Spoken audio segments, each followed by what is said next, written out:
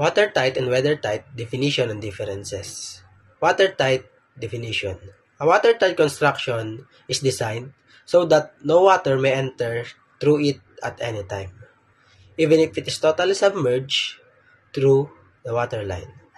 This means that if a ship's hull is destroyed and one compartment floods, the water will not move to the next compartment, since the watertight bulkhead serves as a solid barrier.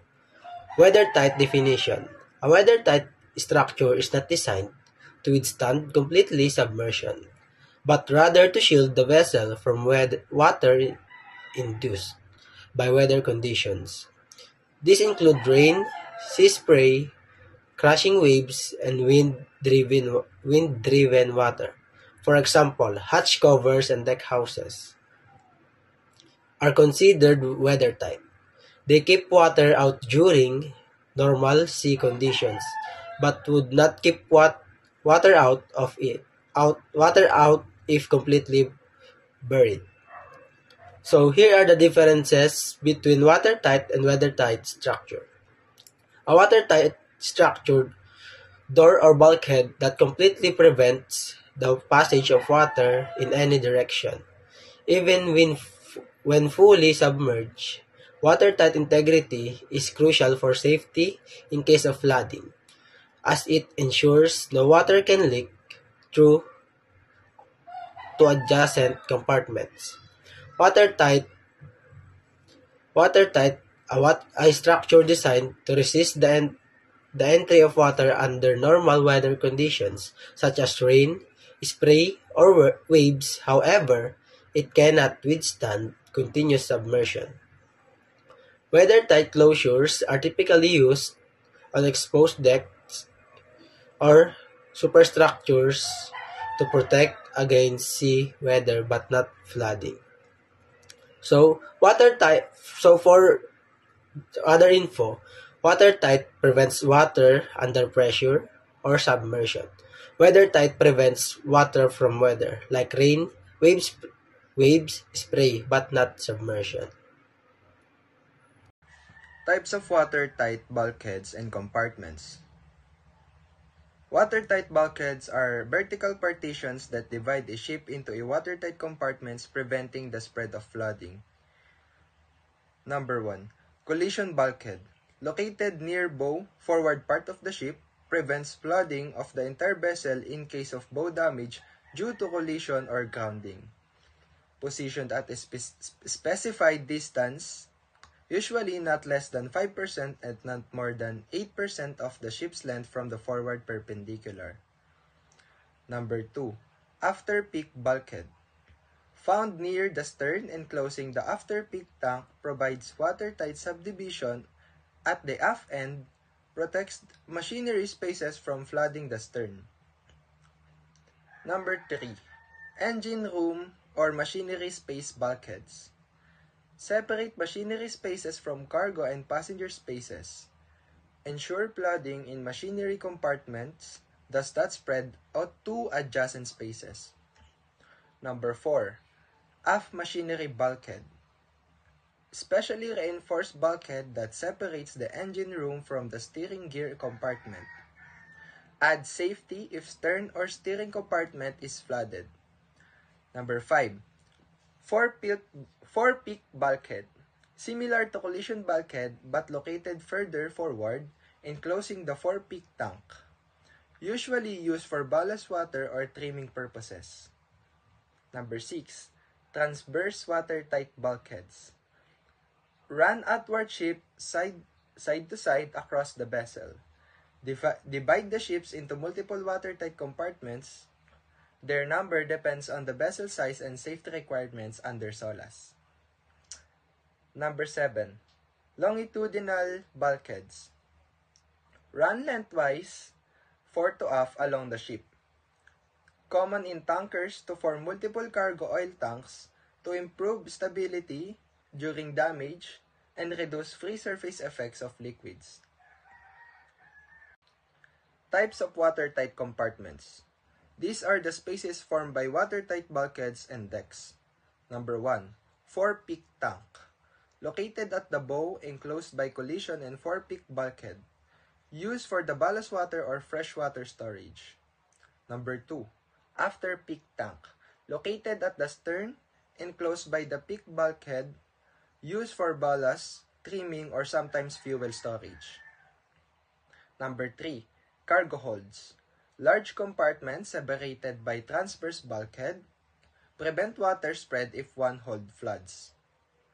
Number 4. Machinery space, enclosed by watertight bulkheads to isolate engine, boiler, and auxiliary machinery. Number 5. Double bottom compartments, located between the ship's inner and outer bottom plating, provide additional protection against the grounding and other use for ballast or fuel oil. Number 6. Wing tanks. Wing tanks or side tanks, located along the side of the ships bounded by longitudinal bulkheads, provide additional buoyancy and stability often used in tankers. Number 7. Pump room in tankers, a watertight compartment separated from cargo tanks. House pumps and piping for cargo oil transfer. Lastly, number 8, steering gear compartment, located at the extreme aft, houses steering machinery and is separated by watertight bulkhead for safety. That's all for types of watertight and compartment. Here's some examples of weather-tight structures. First is the hull, or the ship's body. The outer shell of the ship, made from reinforced steel or aluminum. It is the primary weather-tight structure, and it prevents water from entering and ensures the ship stays afloat, even in rough seas. Second is watertight bulkheads. Vertical walls inside the hull divide the ship into compartments. These bulkheads are sealed tightly to prevent water from spreading throughout the ship in the event of a breach. Third one is the weather-tight doors. Special waterproof doors seal off critical areas, such as the engine room and the cargo holds. Fourth is the weather-tight deck hatches.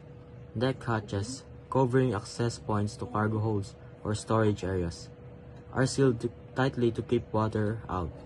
These hatches are designed to withstand the pressure of waves and rain.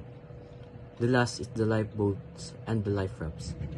Lifeboats are designed to be fully weather-tight, ensuring they stay dry and functional in emergencies.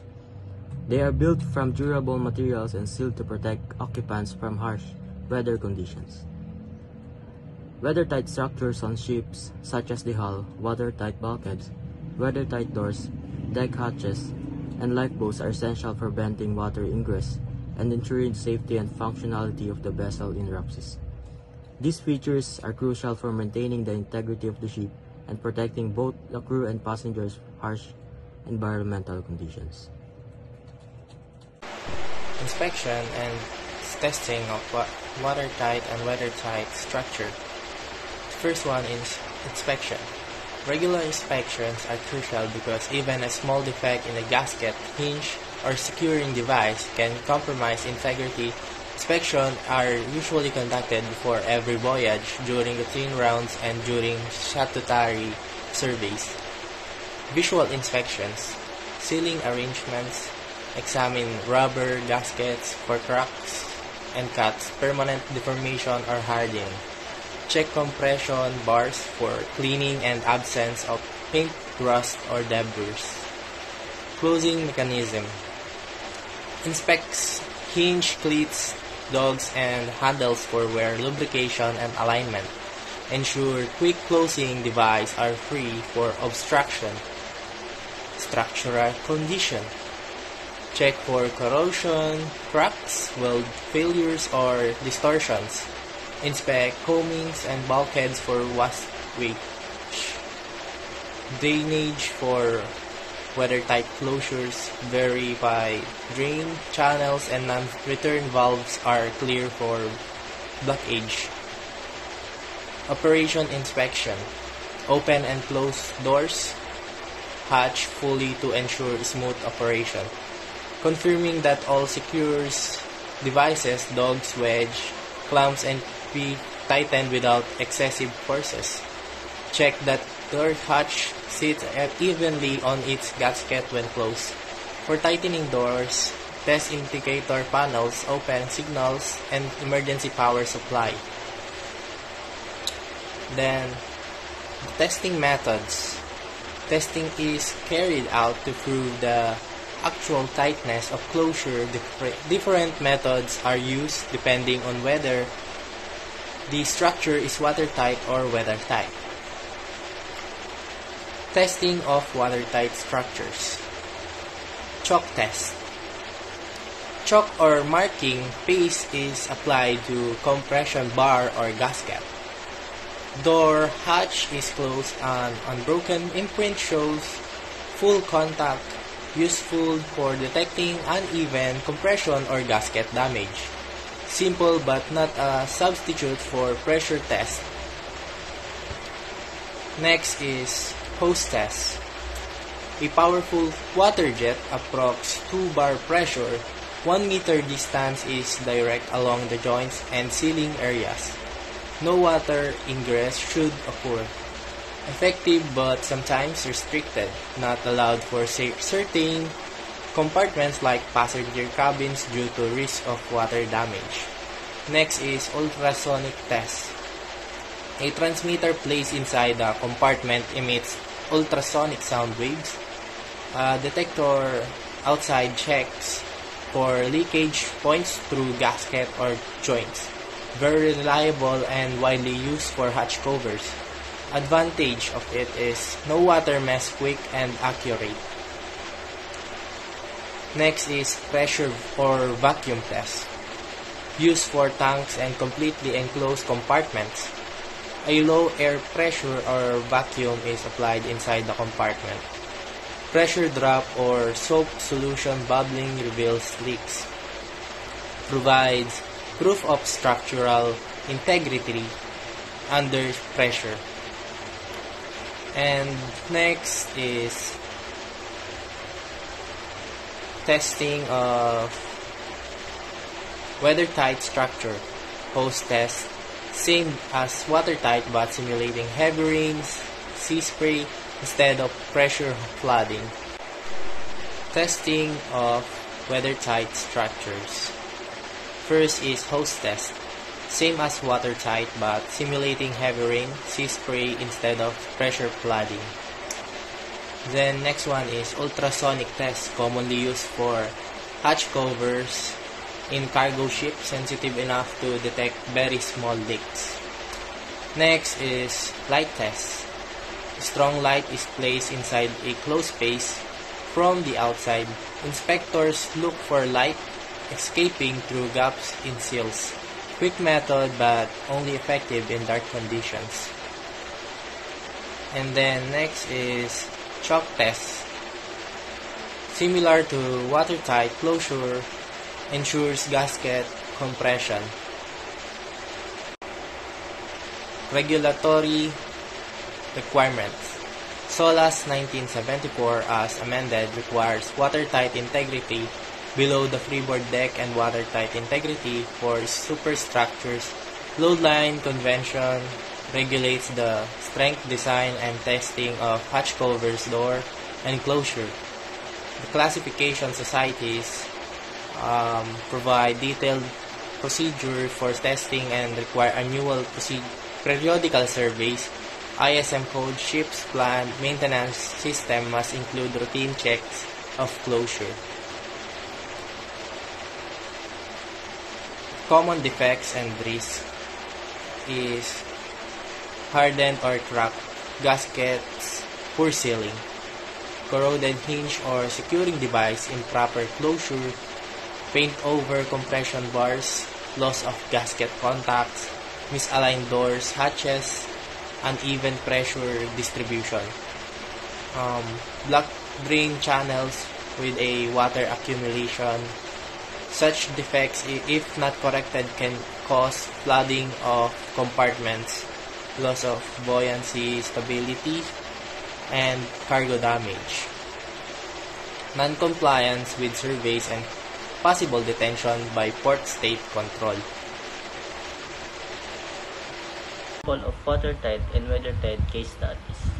The first one is Herald of Free Enterprise 1987, bow door left open.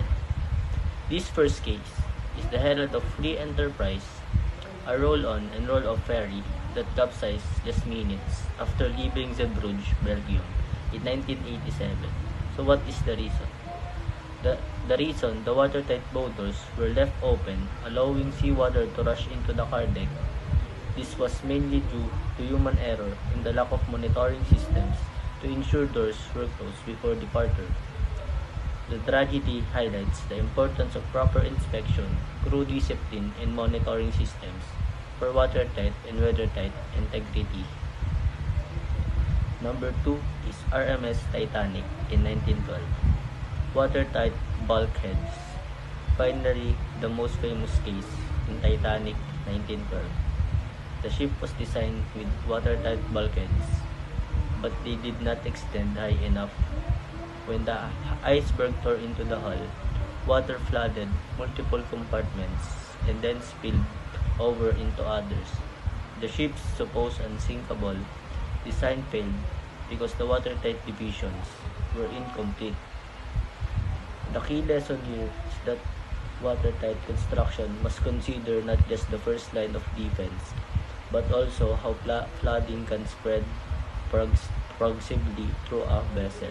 Disaster show us how both watertight and weathertight failures, whether due to design flaws, structural failure, or human error, can lead to catastrophic consequences. That's why testing, inspection, and strict compliance are critical for ship safety.